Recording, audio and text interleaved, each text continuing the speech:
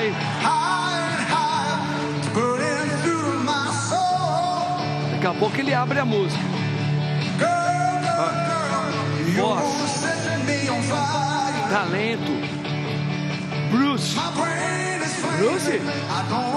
Bruce Springsteen. 2, 3, vai. Aí sim, ó. Sexta-feira, nesse clima gostoso, uma mesa maravilhosa e Padre Marcos junto com você, né? É ou não é, Bruce? Hã? Fala aí. Maravilhoso. Muito bem, gente, maravilhoso mesmo esse programa ao vivo aqui. Então, bendita hora ao vivo aqui na Rede Vida e Televisão. Mas olha, antes do Padre apresentar esses nossos convidados de hoje, eu quero convidar você a rezar junto comigo. Vamos pôr tudo no nosso Senhor. Vem aqui junto com o Padre. Em nome do Pai, do Filho e do Espírito Santo. Amém. Vinde, Espírito Santo, enchei os corações dos vossos fiéis e acendei neles o fogo do vosso amor. Enviai o vosso Santo Espírito, e tudo será criado, e renovareis a face da terra. Oremos. Ó Deus, que instruístes os corações dos vossos fiéis com a luz do Espírito Santo, fazei que apreciemos retamente todas as coisas segundo o mesmo Espírito, e gozemos sempre da sua consolação, por Cristo Senhor nosso, assim seja. Rogai por nós, Santa Mãe de Deus, para que sejamos dignos das promessas de Cristo, assim seja. Quem como Deus, irmãos? Ninguém como Deus. Muito bem, ó. Aqui, pela primeira vez, todos eles no meu programa, né? Tá. O Padre Juarez, eles já são nem mais convidados, já são da casa. Então vamos lá, ó. Começar pela minha direita. Ela é especialista em marketing digital e estratégia de negócios. Empresária. Olha só, gente, eu tenho a alegria de ter a nossa querida Ana Lima aqui. Ana, seja muito bem-vinda mais uma vez. Muito obrigada. Que alegria, viu? É muito bom estar aqui. Que bom, que bom. Bacana.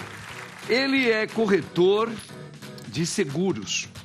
Há mais de 20 anos de experiência em empresas de comunicação, entre mídia, imprensa, rádio e TV, isso é importante, né? E assessoria de imprensa. Locutor, narrador esportivo, maravilha, hein? Olha que bacana. Tenho a honra de tê-lo aqui pela primeira vez no meu programa, comigo, Padre Marcos, nosso querido Renato Corona. Renato, que alegria, viu? Prazer estar aqui, Padre, sua bênção. É uma alegria estar aqui com você, né? Já vim com o Padre Juarez aqui, mas com você é a primeira vez. E temos muito que conversar sobre seguro, viu? Maravilha, vamos lá. Daqui a pouquinho nós vamos escutar um pouquinho, algumas informações a respeito. Olha, ele é médico, oftalmo. É um dos primeiros cirurgiões a realizar no Brasil a cirurgia de catarata com... vamos ver se eu vou falar direitinho. Facoemulsificação? Não. Facoemulsificação. É isso? Quase. Facoemulsificação. Isso. É você dissolver o cristalino que tem a catarata por uma incisão pequenininha. Não precisa dar ponte e a pessoa recupera muito mais rápido. Essa é a técnica aí. Você veio para o médico aqui, não é bom, ele é excelente, né? Então eu tenho a honra de ter aqui no meu programa o nosso querido doutor Renato Neves. Renato, doutor. Obrigado aí pelo alegria, convite. Obrigado, viu? E eu só não vim no seu programa que só tenho livre quarta-feira. Hoje deu certo aí. Aí é um prazer aí. Então que bom, obrigado viu? Obrigado mesmo. Você já assistiu o filme do Bruce Springsteen novo? Não, eu não assisti o filme. Já me falaram que... no cinema ainda. No cinema, né? É que eu gosto de ver mesmo um artista mesmo na sua performance. Isso é mais fácil, mas ele é demais mesmo. Ah, que legal. Ó, tá vendo? Tem bom gosto aí no doutor, hein? Olha, ela é nefrologista da Fênix Nefrologia. É graduada em medicina pela Universidade 9 de Julho. Eu tenho a honra de ter aqui a nossa querida doutora Daphne Kamarowski. Doutora Daphne. Obrigada, alegria, Padre, viu? pelo convite. Seja bem-vinda. Obrigada. Muito bem. Gente, olha, é o seguinte, ó. Antes de nós colocarmos as informações dos nossos temas, nós vamos ver aqui um recado do pessoal da Bela Itália. Faz um sucesso tremendo aqui na Rede Vida. Dá uma olhada aí. A Rede Vida convida você para o Natal Iluminado 2025 em São Paulo. A cidade vai brilhar ainda mais com a Bela e os Tenores, o trio mais amado do Brasil e apresentadores do programa Bela Itália, aqui da Rede Vida. Eles vão subir aos palcos com um grande show de Natal, feito para emocionar, cantar junto e reunir a família inteira nessa época tão especial do ano. E o melhor, entrada totalmente gratuita. Anota aí, no vão do MASP na Avenida Paulista, 4 de dezembro às 6 da tarde, 20 de dezembro às 5 da tarde. Na Praça da Sé, 7 de dezembro às 6 da tarde, 13 de dezembro às 6h30 da tarde. No Largo São Bento, 14 de dezembro às 6h30 da tarde, 18 de dezembro às 6 da tarde. Muita música, emoção que arrepia e alegria que fica na memória. Vem viver essa experiência incrível com a sua família. A Bela e os Tenores esperam por você. Que maravilha, hein? Já escolheu a data aí para você ir lá assistir essa apresentação? Eles são maravilhosos, tá bom? Muito bem, vamos aqui a primeira informação, minha gente. Olha aqui, ó. Dezembro Dourado. Diagnóstico precoce evita 80% dos casos de cegueira infantil. É, o diagnóstico precoce, hein? Olha, o doutor Renato, fala um pouquinho para nós aí, esse diagnóstico bem no comecinho, na fase de uma criança, pode evitar realmente a cegueira infantil. Então, a partir de que idade, mais ou menos? Não sei. A partir do nascimento na maternidade. Já se faz um exame, que é o exame do reflexo vermelho, que você diagnostica catarata, às vezes um grau muito forte, com o próprio reflexo da luz, comparando um olho com o outro, e se não tiver o reflexo. Então, às vezes, até o pediatra é treinado para fazer isso. Perfeito. Além disso, na maternidade, se olha em crianças que tiveram um parto prematuro, menos de 1.200 gramas, né, de peso, ou nascer antes das 25, 27 semanas, você faz o exame da retina para ver se desenvolveu totalmente, porque às vezes o tratamento numa UTI neonatal, que é com oxigênio e tal, pode dar problemas da retinopatia da prematuridade. Perfeito. Aí vamos passando a idade, né? Aí chegamos lá por volta dos 2 anos, se a criança tem estrabismo antes dos 2 anos, olho torto, você tem que corrigir também, porque se você corrigir antes dos 2 anos cirurgicamente, ou às vezes com botox, se usa também, você consegue dar a visão binocular para essa criança, né? Voltar a visão binocular. Então, para ela ser piloto de avião, ser oftalmologista, que precisa muito disso, tal, você corrige também. E aí, na alfabetização, que aí pode ser um grau muito diferente de um olho para o outro, não desenvolver esse olho que tem mais grau, ou mesmo o olho que tem o olho torto, tudo pode não desenvolver, que chama-se ambliopia, ou olho preguiçoso. Sim. Então, tudo isso é preventivo com exames, né? E a gente tem um problema muito grande aqui no Brasil, o acesso e a educação, né? A educação é muito importante, porque a pessoa que sabe que vai ter filho, que tem que fazer o exame, né? Também é muito importante. E acesso, lugares longe, mesmo aqui em São Paulo, às vezes o acesso é bem difícil. Pela tua experiência, doutor, justamente essa pergunta que eu quero te fazer, né? Por que já logo que está nascendo, eu sei que nós estamos falando de um país que ainda nós não somos um país desenvolvido, mas assim, nas maternidades, nos hospitais, nesses locais onde as mãezinhas podem lá ter os seus bebês, já deveriam ter todos esses recursos para... Já pegou, a criancinha nasceu, fazer esse primeiro exame que o senhor falou, já sair de lá com todo vamos dizer assim, os laços de exames, falar, essa criança aqui, já passamos por isso. Infelizmente, não é todo lugar que faz isso, né? Então, por lei é obrigado a fazer, por lei. De tão importante os hospitais que é isso. Todos. Todos os hospitais. Isso é novo? Não, já tem alguns anos aí. Ah, é? E tem também o teste do CREDE, né? Que é o tratamento do CREDE, que se pinga um colírio para evitar a doença da clamídia, né?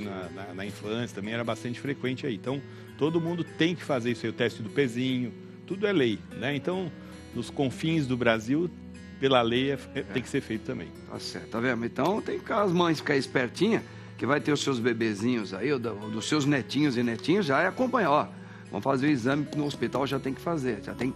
Pede o resultado. E eu quero o resultado dos olhinhos do meu bebê, do pezinho dele, tudo aquilo que pede o figurino daquilo que veio a bebezinho no primeiro momento.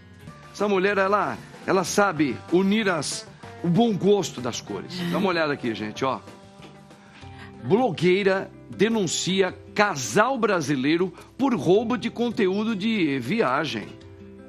Pois é. O que aconteceu, Ana? Conta um pouquinho dessa história, essa blogueira que denuncia esse casal. Que roubo é esse? Conta um pouquinho. Essa é uma blogueira gringa e ela acusou um casal de influenciadores brasileiros por ter supostamente, né? A gente tem que falar supostamente, senão depois o meu advogado vai matar. Seguro. Supostamente plagiado o conteúdo dela. E sabe o que é o pior? O pior foi que eles ganharam um prêmio de jornalismo com o conteúdo dela. E ela fez um vídeo e aí mostrou lá como... E não foi só um dos conteúdos, foram vários que supostamente teriam sido plagiados. Mas aí o que eu falo é, primeiro, o prêmio, né? A empresa que está selecionando essa galera. Hoje, gente, com o IA, não tem mais como você dizer que não foi avaliado, que o conteúdo foi plagiado. Não tem. Você tem que ser responsável, entendeu? Então, assim, primeiro, que é um risco muito grande inscrever um conteúdo plagiado no concurso, porque foi inscrito esse conteúdo. E segundo, que o pessoal do concurso devia ter feito uma análise mais aprofundada. Se é um concurso que premia conteúdos, tem que ser mais aprofundado. E aí o que eu chamo a atenção é porque esses criadores de conteúdo fazem muitas campanhas publicitárias. E aí eu sempre falo, vamos, né? Porque a gente faz lá na Alma, na minha agência, a gente faz a seleção de criadores de conteúdo para a marca.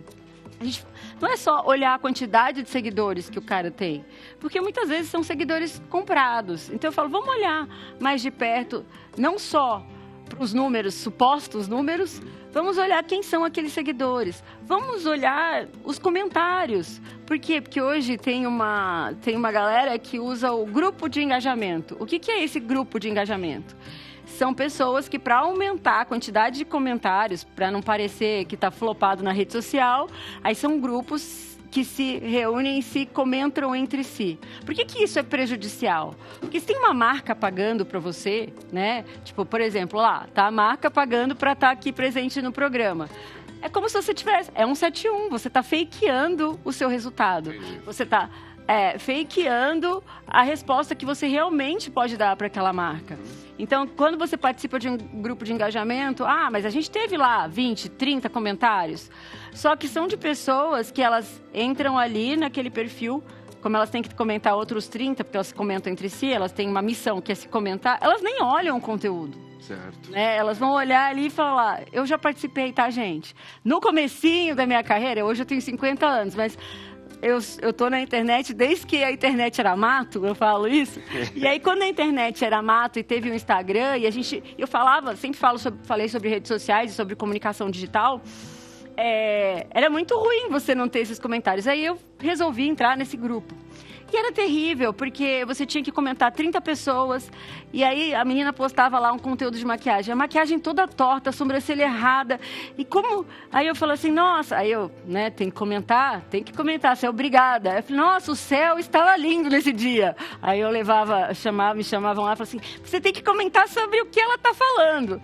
Aí, quando não deu mais, eu falei assim, gente, a sobrancelha tá torta.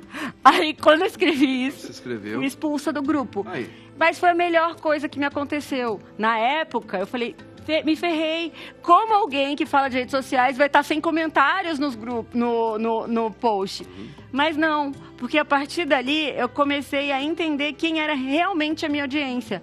O que eles realmente queriam saber. Então eu tive que aprimorar o meu conteúdo e em 2 semanas, exatamente 2 semanas, eu tinha 5 vezes mais comentários. O problema é que as pessoas, elas estão tão acostumadas no digital a mostrar algo que elas não são de verdade, a fakear as coisas, que adquirir números, né? É para ter número, para mostrar para uma marca, para mostrar... E aí eu chamo a atenção, marcas, vocês têm que olhar isso direitinho.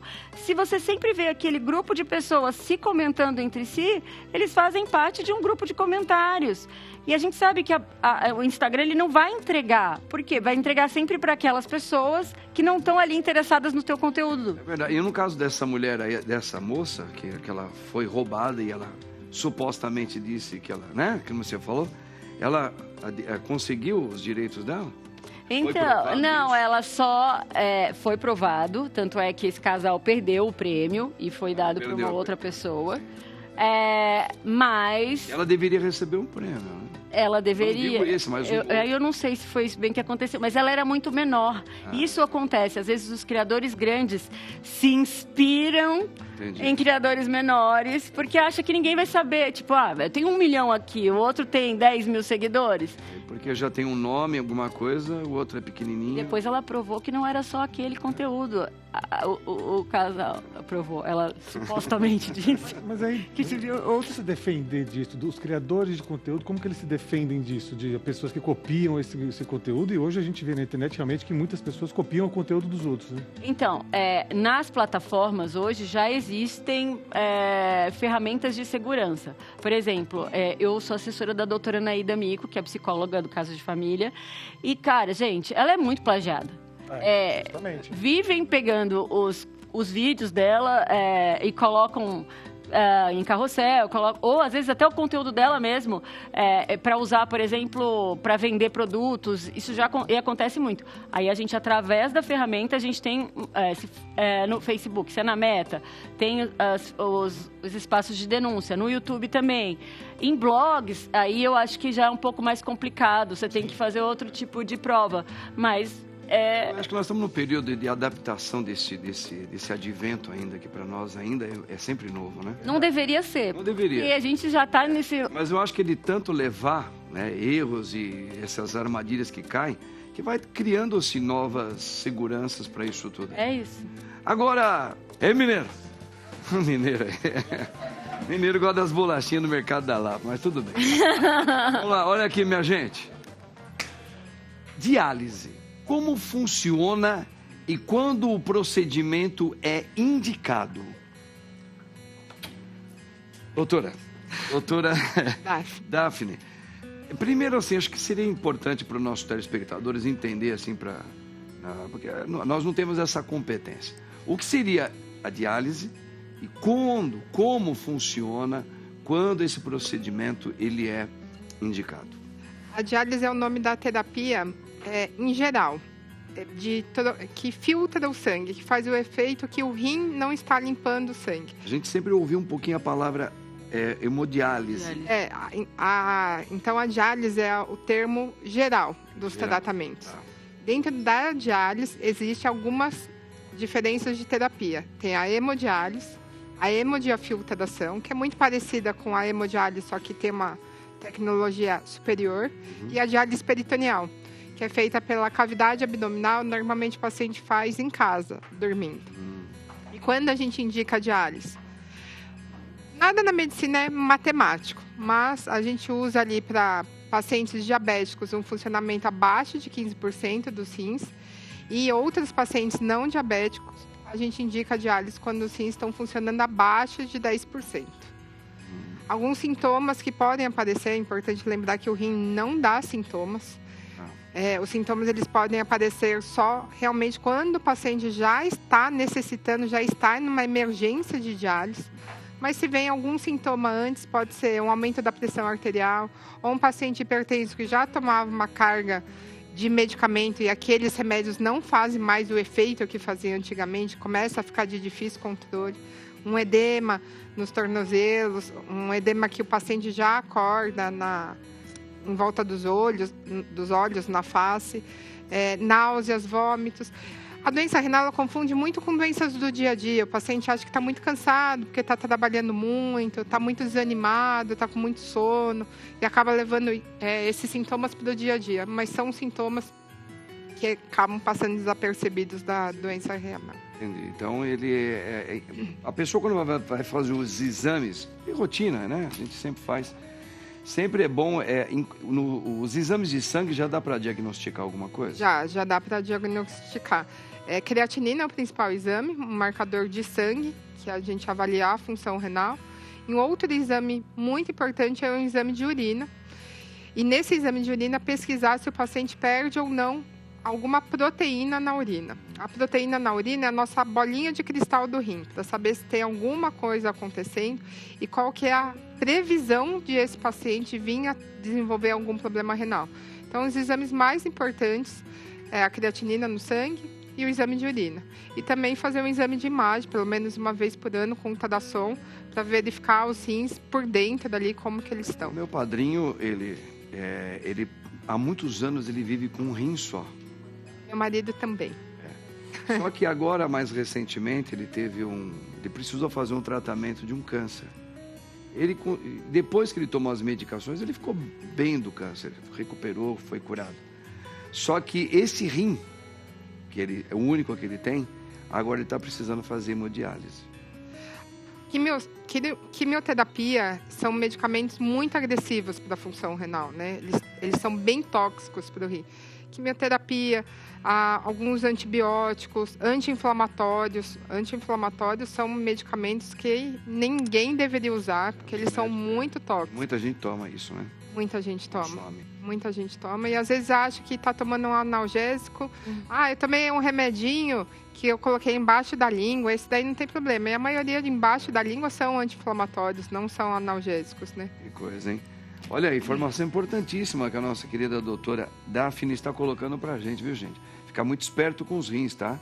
Esperto, porque ali ele é um órgão aí que ele é fundamental e ele é silencioso e a gente às vezes pode confundir com outras coisas e fazer os exames direitinho, procurar um médico regularmente é importante, né, doutor? A maior prevenção renal, a maior chance de você não vir a ter um problema dos rins é investigando.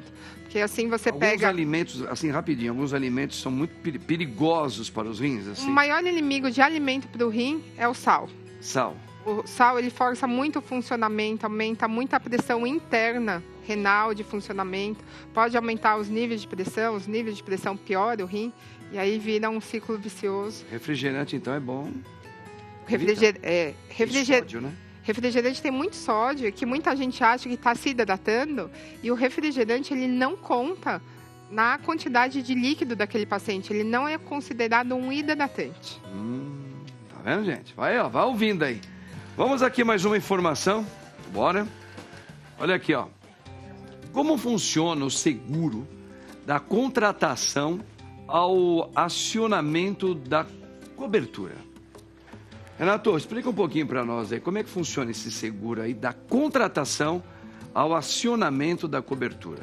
Vamos lá, padre. Primeiro, a gente precisa ver qual que é a necessidade do cliente, né? Então, um seguro residencial, por exemplo, então o corretor vai conversar com o cliente, vai estudar ali como é que é a casa dele, o que ele tem dentro da casa, como são as coisas dele ali, e em cima disso ele vai fazer uma cotação desse seguro. Feita essa cotação, ele vai apresentar as propostas para o cliente, de acordo com a seguradora, cada seguradora vai fazer uma proposta diferente, uma cobertura diferente e tal, aí o cliente vai escolher, orientado pelo corretor de seguros, a proposta que ele acha que é mais adequada para ele. Assinou a pólice, o seguro está em vigência, começa a valer o seguro. Se, por algum acaso, tiver um sinistro, se tiver algum problema ali, se tiver alguma ocorrência com ele na casa dele, ele contata o corretor de seguros dele, o corretor de seguros vai ajudar ele nesse sinistro, vai acompanhar todo esse problema e vai, através da seguradora, fazer o estudo do que aconteceu, né? Assim, se de repente o que aconteceu não está coberto pelo seguro, infelizmente a seguradora não vai pagar, mas se estiver dentro do que ele contratou de cobertura, a seguradora vai cobrir o que ele teve de prejuízo e ele vai continuar tendo o seguro dele. Tá certo, perfeito. Renato, a gente está vendo hoje, mais exatamente no nosso país, o Brasil, alguns fenômenos que a gente não via alguns anos atrás, né? Então, por exemplo, furacão, tem ventanias, tempestades, em lugares onde a gente nem sequer, no máximo caía uma chuva forte. É verdade. Então, hoje as pessoas têm muitos apartamentos, muitas casas, muitas pessoas... Vamos supor, existe hoje um seguro, já pensando nisso aí, por exemplo, olha, eu estou morando hoje numa área que, quando chegar na época do verão, sei lá o que, é uma área de risco. De repente vai levar minha casa inteira, estou dando um exemplo. Tá? Sim, claro. Então vocês já estão se pensando nesse tipo também de seguro, os corretores estão se mobilizando para esse tipo de ideia, como é que está isso? Toda a cobertura, principalmente, né, vamos usar o exemplo, cobertura do residencial, como você citou a casa. Toda a cobertura de seguro residencial, ela tem a cobertura de vendaval, de problemas de tempestade, coisas oriundas do tempo, né? Então, todas elas já têm essa cobertura. Então, o seguro residencial já contempla isso, né? Claro, você pode aumentar essas coberturas de acordo com que você do prejuízo que você tiver e tudo, mas todas elas já vêm com essa cobertura. O que é interessante é que ninguém, não é mal de dizer, mas a maioria das pessoas não faz seguro residencial. É engraçado que você faz seguro de carro, né, e sua casa, que vale muito mais, você não faz o seguro. Certo. Né? Um exemplo claro e básico, acho que todo mundo acompanhou aquele caso daquela casa que tinha um estoque de fogos de artifício que explodiu no Tatuapé. Só naquela rua onde estava aquela casa foram mais de 20 casas que foram afetadas. E muitos ali têm que começar do zero de novo para reconstruir a sua casa, né? Porque a maioria deles não tinha seguro. E eu, por curiosidade, fiz o cálculo de seguro de uma daquelas casas, a pessoa não pagaria mais do que R$150 por ano. R$150 por ano. Para ter aquela casa segurada. E hoje a casa dela, modo de dizer, foi pelos ares. Ela vai ter que reconstruir tudo, quanto isso não vai custar. E a falta de um seguro residencial, que é um custo mínimo, né? A gente paga muita coisa nessa vida e não sabe a importância de um seguro residencial. O valor que você paga, R$150 por ano, dá menos de R$15 por mês. Então, e a pessoa não tem não entende. É falta de informação também, né, Renato? A falta de informação. Porque não é uma coisa cara. Informação e cultura, né? A falta de informação, a cultura. Eu ia até perguntar isso mesmo. Qual é a classe social hoje que estão... Alguns são beneficiados por isso, outros, mas parece que, como que não tem uma casa própria, mesmo que tenha uma renda mínima, é capaz de você fazer um seguro. É capaz. O seguro residencial, ele é muito acessível. Ele é muito acessível. Então, as pessoas precisam aprender um pouco mais sobre isso, saber que o seguro residencial ele vai te proteger. Além disso, hoje, os seguros residenciais vêm com aqueles serviços acoplados lá, encanador, tem troca coisa de elétrica, tem diversos serviços que estão incluídos no seguro residencial. Então, você paga, por exemplo, R$150 por ano no seguro residencial. Às vezes, você chamar um encanador já é mais que R$150 o custo de um encanador na sua casa. Falta de informação. Então, é falta de informação e quando a gente costuma falar, né? Quando acontece, porque acontece na casa do vizinho, você não dá a importância. Quando acontece na sua casa, é que você vai dar valor ao problema. Você quer cantar, falar no megafone para todo mundo prestar atenção, que é importante fazer. Exatamente. Legal, Renato. Boas informações. Tá aí, ó. Vamos ver outra informação aqui? Vamos? Olha aqui, ó. Astigmatismo, hipermetropia e miopia. Olha os nomes que bonito, hein? Qual a diferença? Doutor, eu tenho. Fala para nós aí, vai. Por exemplo, a gente saber se eu tenho astigmatismo, se eu tenho hipermetropia, se eu tenho miopia. E conta um pouquinho, qual é a diferença deles aí? Bom, é tudo uma questão de foco. A curvatura da córnea, se ela for muito curva, ela vai convergir mais os raios de luz. Se ela for mais plana, ela não vai convergir menos. Então, se convergir mais, é uma miopia, que a imagem se forma antes da retina. Se convergir menos, assim, né, ela vai hipermetropia, além da retina. Né? Só que, além disso, além da curvatura da córnea, tem o tamanho do olho também. Então, se o olho for muito grande, vai dar uma miopia. Se eu falo olho grande, vamos falar que não é olho gordo, não é, meu? Olho grande tem uma técnica. Explica melhor, que tem um zoião por aí que eu tenho até medo. Olho comprido, vai dizer, o olho assim, olho mais comprido lá para trás, aqui, né? Miopia, né? Então por quê? Porque a imagem se forma antes da retina e o olho pequenininho, hipermetropia depois da retina. Então, basicamente é assim que a gente faz. O que a gente faz? Quando você tem uma miopia, que você tem a imagem antes daí, você tem que fazer uma lente divergente para levar a imagem para trás. E, ao contrário, uma lente convergente na hipermetropia. Além disso, temos o astigmatismo, que na córnea você tem uma curvatura maior de um lado do que do outro, como se fosse um ovo, uma bola de futebol americano. Então, um lado é mais curvo e o outro é mais plano. Então, tem dois eixos. Nesse eixo, né, um eixo mais perto, que é o astigmatismo miópico, ou astigmatismo hipermetrópico, que são mais atrás. Então, é mais ou menos isso, tá? E, além de tudo isso junto, tem a presbiopia, que é a vista cansada, depois dos 40, o braço vai ficando curto, que você perde Aí lá a gente estava Como é que chama conversando isso aí, nisso. doutor? Presbiopia, vista cansada. Eu tenho isso. Eu tenho também. Afastando, vai pegando luz e tal, né? E a gente vai... e aí acontece a mesma coisa. O cristalino, que é o que dá a catarata, vai ficando mais duro. E você não consegue convergir como era antes, que era o foco. Quando a gente é criança, né? Você olha para longe, olha para perto, tá aquela focada, é maravilhoso, né? Ele diz que você beija de olho fechado porque você não enxerga mais, principalmente mais velho, porque você não enxerga mais. Aí complica. Mas o principal é exatamente isso. São essas 4 coisas, são as doenças principais. Doutor, a gente vê assim, é uma pergunta que ele faz, a gente sabe que tem uma evolução, teve e continua tendo evolução em toda a área clínica do ser humano, né? Inclusive o oftalmo. Mas a gente vê um avanço muito grande em algumas áreas, e a gente sabe que tem muitas cirurgias, eu sei que cada caso é um caso, a gente tem que saber isso também. Cada ser humano tem uma, né? Mas assim, dá a impressão que já não era, teoricamente, já para se eliminar óculos, meu. Onde, sei lá, um procedimento fosse com a tamanha, sei lá, a abertura da medicina.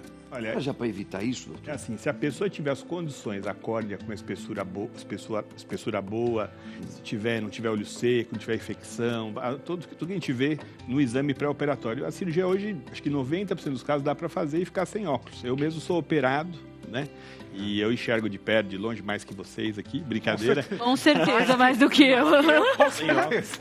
Eu fui operado de catarata. Apesar de parecer jovem, quem né? opera diz que... Tem mais porque você tem muito ultravioleta no microscópio, o laser que a gente faz muito também. Então eu tive jovem, né? Com 60 anos é jovem, né? Eu tive que operar agora faz 3 meses. Eu operei com um aluno meu e meu amigo aí. Fui lá pro Recife para operar, que é o que eu confio.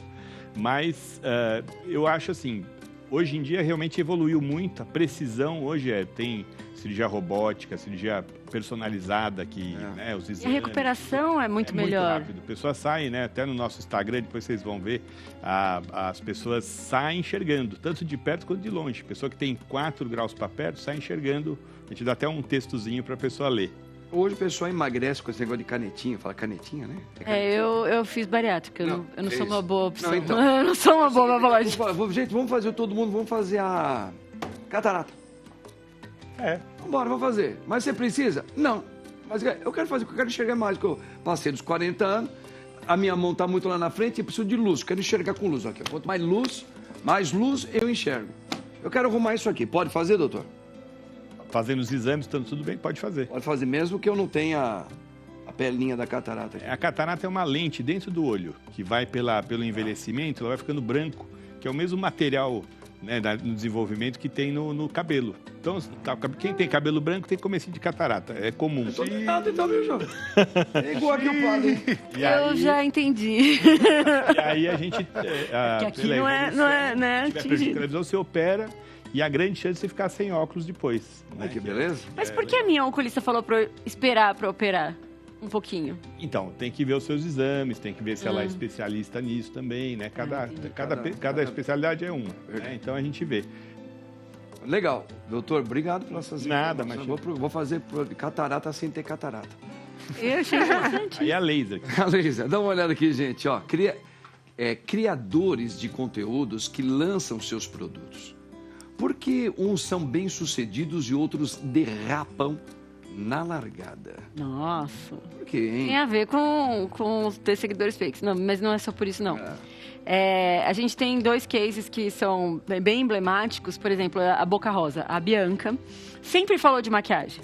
Então, sim, quando ela lançou a linha dela pela Paiô, foi um sucesso, depois ela resolveu lançar sozinha e aí ela teve alguns percalços de alguém que está empreendendo, industrializar não é simples e tudo mais, mas resolvido isso, ela deslanchou e a Boca Rosa vende pra caramba. Ela sempre falou sobre maquiagem, ela é reconhecida como autoridade em maquiagem, né? Então, é comum, primeiro que a gente sabe que não vai... Tem um criador de conteúdo a cada esquina, né? Você vê, eu sou influenciador, eu também, todo mundo é influenciador. De uma certa maneira, todo mundo influencia. Não tem publi para tudo isso. Então, lá na empresa, a gente assessora alguns criadores de conteúdo e a gente sempre trabalha eles além da publi. O que a gente vai fazer além de publicidade? Tem uns que tem aplicativo, outros a gente está lançando linha de camiseta, lançando linha de óculos, o que tem a ver com o criador. Não adianta, eu falo de maquiagem, mas eu quero lançar uma linha fitness. Cara, você não vai vender. Que é o que aconteceu, por exemplo, com a Camila Loures. Ela tem muitos seguidores? Tem. São reais? Sim, são reais. Só que ela nunca falou de fitness. Ela nunca falou. Como que ela quer lançar uma linha de roupa de ginástica e se dá bem? Não é aquele público. O público não confia nela para falar daquele determinado assunto. Vocês são médicos. A gente confia em vocês para falar sobre saúde. Aí se vocês resolvem lançar uma linha, sei lá, do quê? Os artistas cantores. Eles. Para os artistas, talvez não vá. Não vai, porque não vai. Eu não sou médico disso, por que eu vou falar? Ele tá Exato. Se falar com os artistas cantores. É isso, a gente precisa entender. Então, antes de lançar qualquer tipo de produto, eu sempre falo para os criadores, para os influenciadores e para todo mundo, nós, pessoas comuns, que querem vender alguma coisa, que tem, mesmo como, hoje todo mundo aqui é influenciador, os médicos também têm que ser influenciadores para eles terem audiência, como ele falou. Lá no meu Instagram você vai ver, ele é um influenciador, ele deve ter uma boa audiência. Por quê? Porque quando eu estiver procurando sobre esse tema, vai aparecer o perfil dele. Então, assim, eu incentivo todo mundo aí para a internet, com inteligência, porque não adianta, tem muita... meu primo faz, meu sobrinho faz, não sei quem faz. Faz lá um monte de post e você nunca vai ter o resultado real. Mas assim, com inteligência, todo mundo deve ser influenciador, né? Deve ser criador de conteúdo e não influenciador. E ter o seu conteúdo voltado para aquilo que você vende, para aquilo que é o teu negócio, que é o teu business. É óbvio que os CEOs grandes... Você acha que o Adib da CIMED, o cara precisa disso? Gente, ele não precisa. E ele virou um baita criador de conteúdo. A CIMED é um laboratório farmacêutico que hoje é muito amado. Todo mundo ama ver o conteúdo dele, da Carla. Por quê? Porque eles falam o tempo inteiro do que eles vão lançar, quais são as novidades dos suplementos, isso, daquilo. Eles são geniais nisso. Então, o próprio Bill Gates, ele produz conteúdo. Gente, ele precisava produzir conteúdo. Ele parece político em época de eleição, sabe? Aquela pessoa que vai comer pastel na feira, assim, porque ele ainda está se encontrando nesse lado. Mas ele entende a importância disso para a empresa dele, para o nome dele, para a credibilidade dele. Porque as pessoas não querem mais comprar de... empresas, elas querem comprar de pessoas, elas querem saber quem são as pessoas por trás daqueles produtos. Você tem que ter essa competência, você tem que ter essa... Você tem que saber. Então, assim, por que uns vão bem e outros não? É porque tem mais ou menos seguidor? Não. É porque tá vendendo aquilo que a audiência dele quer comprar. Perfeito. Bem legal que a nossa querida Ana tá colocando, né, gente? Tá vendo? Já dá para fazer funcionar um pouco a cabeça da gente para responder um pouco as suas dúvidas aí, tá certo? Vamos aqui mais uma informação? Legal, Ana, legal mesmo. Você sabia que aquela fome pode ser sede? O quê? Como é que isso pode acontecer? Aquela fome pode ser sede. Por exemplo, eu tô com muita fome. Nossa, eu não tô sentindo, querendo ficar salivando. Pode ser uma sede? Pode ser uma sede, sim. O organismo, a gente tem o hipotálamo, que ele manda informações e controla a fome e a sede. Quando tem uma pessoa que não se hidrata muito bem, que não toma aquela quantidade adequada de água, o organismo manda a informação que está com sede.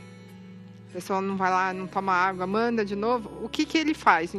O nosso organismo é inteligente para falar assim, olha, eu sei que se eu mandar ele comer agora, nos alimentos também tem água.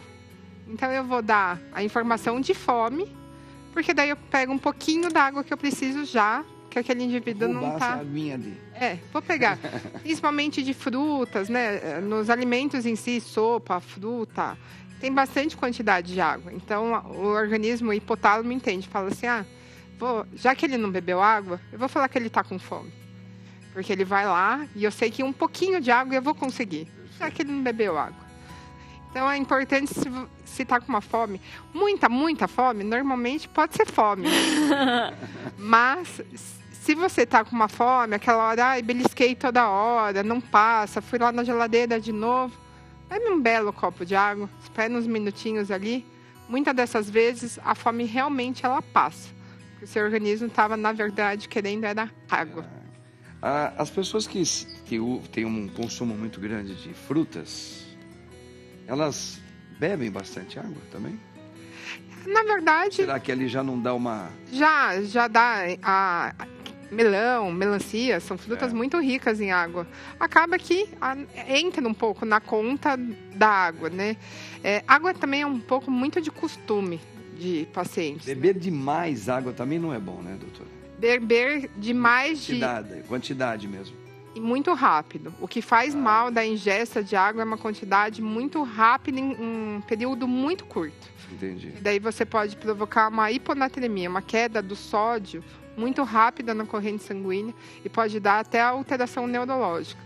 Então, tem alguns casos, competição de ingesta de bebida alcoólica.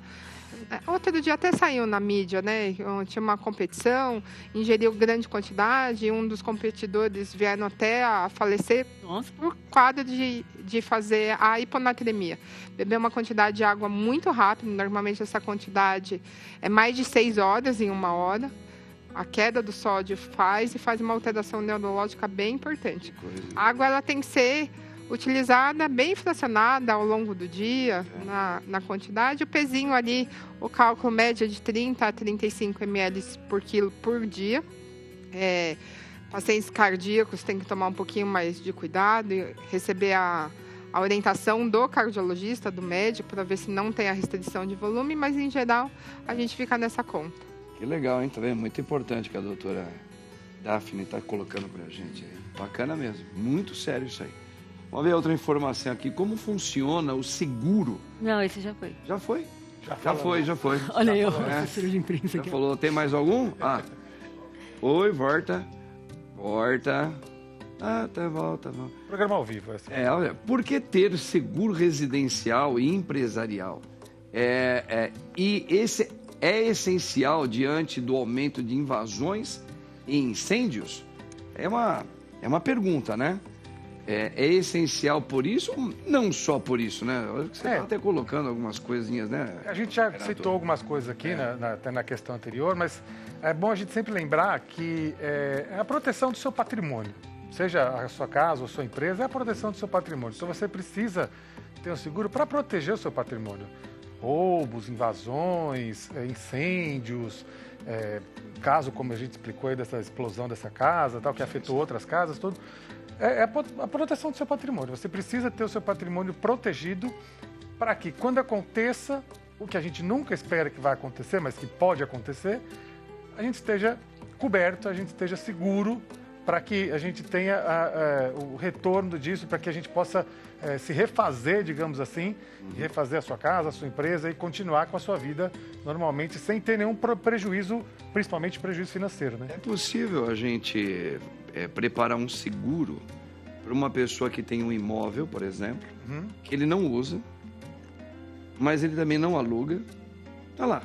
Certo. Tá certo? Tá lá, quietinho, vai passando os anos, ele faz um seguro contra roubos e contra invasões, porque as pessoas também podem falar, olha, eu não vejo o proprietário aqui há tantos anos, quer saber? É verdade. Eu vou ficar aqui e nunca ninguém viu um carro parar aqui na frente, eu vou entrar, a pessoa entra lá. Tem como fazer algo assim que depois... O seguro contra a invasão, quando você fala de uma invasão que a pessoa invade e passa a morar naquela casa, não há uma cobertura específica para isso. Mas uma invasão que considera um roubo, uma invasão que a pessoa entra e leva os pertences da casa, quebra ou coisas desse tipo, sim, isso tem cobertura, do seguro residencial. Quando a pessoa se aloja lá dentro, aí já vira um problema mais judicial, aí já é digamos assim, o buraco é mais embaixo. Então, mexe com muito mais a questão jurídica, né, judicial, do que propriamente a questão do seguro. Porque, teoricamente, a casa em si ela não está sendo afetada de maneira estrutural, né? Então não está sendo roubada, não está sendo quebrada. Da questão mais judicial, como você falou, mas eu até imaginei que de repente vai que, né? Hoje em dia tem gente que fala, eu não quero alugar, não quero morar, mas eu quero ter lá e eu quero que ninguém invada. Então eu vou fazer um seguro onde alguém, sei lá, vai haver um monitor lá, etc e tal. Mas... o seguro, ele existe para proteger o seu bem. E é claro que o seguro ele sempre vai andar de mão dada com outras questões de segurança, por exemplo, câmeras, cerca elétrica. Inclusive, esses detalhes podem baratear o seguro também, porque a seguradora já vai ver que ali tem já tem um tipo de uma segurança. Então, isso pode baratear o seguro também.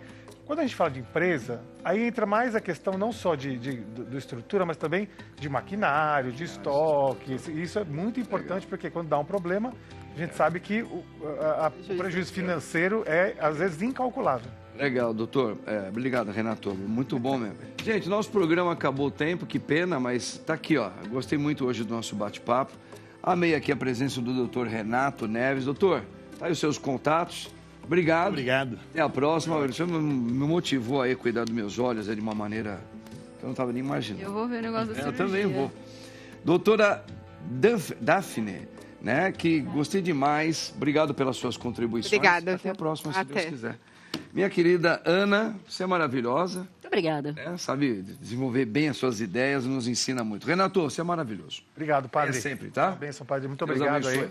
E para você também, que Deus abençoe você, a sua família, no nome do Pai, do Filho e do Espírito Santo. Tchau, meu povo. Bom final de semana.